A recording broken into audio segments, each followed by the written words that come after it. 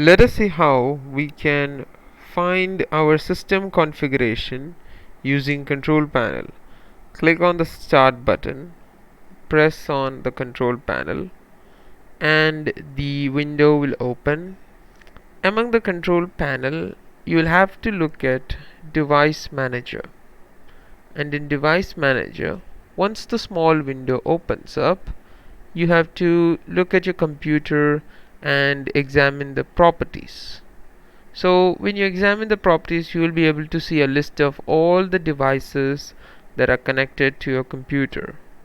Every device, every card, the sound card that you're using, the processors that you're using, everything is illustrated in this tiny section known as device manager. So device manager is the place to go if you want to get the full details of what your computer specifications are. However, now if you just want to look at all of your functions in detail, to look at all of your computer functions, the best place to go is My Computer, and in My Computer you will have the opportunity to check out System Properties. System Properties is located over on the top left corner. Now I'm using a Windows 7 operating system. There will be slight changes depending upon the operating system you're using. So this is the configuration that I'm running.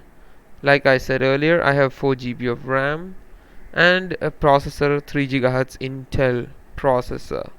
Usually these settings are more than sufficient to record audio as well as stream video at the same time. I don't find much difficulty while doing the same. And again, device manager is also accessible from the same section, so you can see that device manager can also be obtained when you click on the device manager button inside your computer properties window. Thank you.